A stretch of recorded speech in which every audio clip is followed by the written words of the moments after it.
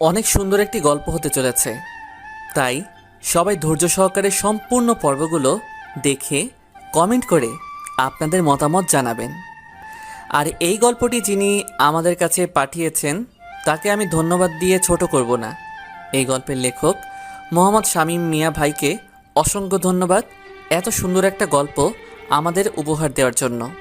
এতিমখানার মাঠে সব ছাত্রগুলো খেলা করতেছে, কেউ ফুটবল, কেউ ক্রিকেট, কেউ গোল্লাছুট, কিন্তু শামীম এতিমখানার বারান্দায় বসে দুই হাত দু পায়ের উপর রেখে তার নিচে মাথা করে কান্না করতেছে। একটু আগে মাদ্রাসা সুপার শামীমকে তার মোটা বেত দিয়ে মেরেছে। আসলে শামীম কোনো দোষ করে নাই। আজ কয়দিন থেকে মাদ্রাসা সুপার শামীমকে বলতেছে এখান থেকে চলে যেতে, আর শামীম ঢাকা শহরের বড় একটা নামকরা ইউনিভার্সিটিতে সুযোগ পেয়েছে। এই এতিমখানাটা চালায় বাইরের দেশের কোনো নামকরা বড়লোক। এখানে আরবির পাশাপাশি বাংলা, ইংরেজি সব পড়ানো হয়।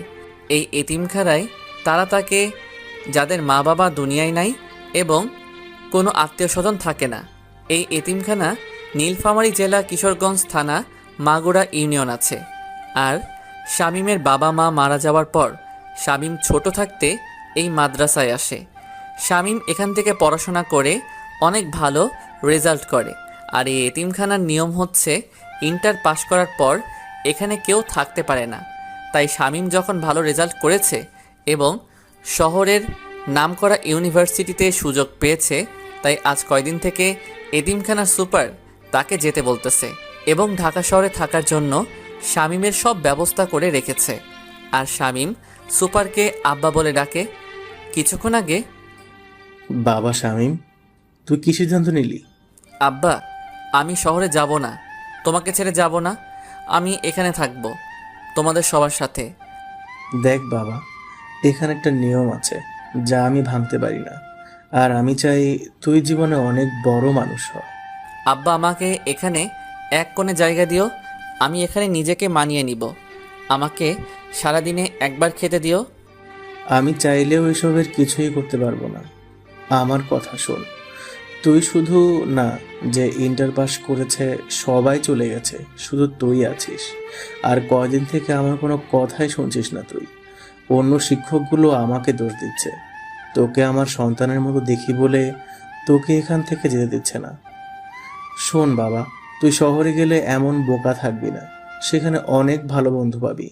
শহরে থাকলে পড়াশোনা শেষ করে চাকরি পাবি, পরে বিয়ে করবি, সংসার করবি, তোর ছেলে মেয়ে হবে, তাদের মানুষের মতো মানুষ করবি। আব্বা, আমি অমন জায়গায় থাকতে পারবো না, আমাকে জোর করিও না। আমি যাব না, আমি এখানেই থাকবো। আর কে কি তোমাকে বলে বলুক, আমি শুনবো না, যাব না আমি। সুপার শামীমের এমন কথা শুনে মোটা বেত দিয়ে শামীমকে ইচ্ছে মতো মারতে থাকে, কিন্তু শামীম তার কোনো উত্তর দেয় না, আর কান্নাও করে না। শেষে যখন শামীমকে ঘাড় ধাক্কা দিয়ে অফিস থেকে বের করে দেয়, তখন শামীম বারান্দায় বসে কান্না করে। এখানে শামীমের একজন বন্ধু ছিল, তাকে একজন বড়লোক নিয়ে যায় আর তাকে নিজের ছেলে হিসেবে তাদের কাছে রাখে। তারা অবশ্য শামীমকে নিতে চেয়েছিল, কিন্তু শামীমের মন এতই বড় যে নিজে কষ্টে থাকবে, তার আপন মানুষগুলোকে কষ্ট পেতে দিবে না।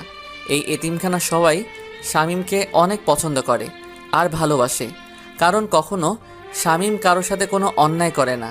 নিজের দোষ না থাকলেও অন্যের দোষও নিজে মাথা পেতে নেয়, কারো গায়ে হাত তুলে না, কারো মুখের উপর কথা বলে না, আর পারলে মানুষকে উপকার করে। শামীম এতটা সহজ সরল যে যে যাই বোঝাক না কেন শামীম সেটাই মেনে নেয়। আর শামীমের নিজের কোনো ইচ্ছা বা আশা নাই।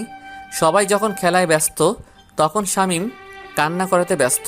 শামীম সব খেলাই জানে আর অনেক পুরস্কারও সে পেয়েছে, কিন্তু আজ আর সে খেলতে যেতে পারল না। এমন সময় হঠাৎ সব শিক্ষক সুপারকে যা নয় তাই বলতেছে।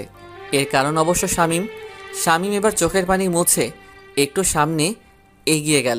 সুপার সবাইকে বুঝতে চাচ্ছে, কিন্তু কেউ বুঝতেছে না। তাই শামীম নিজেই অফিসে ঢুকে বলল, আব্বা, আমি ঢাকা যাব, এখানে থাকবো না। আর স্যার, আমার আব্বাকে কেউ কিছু বলবেন না।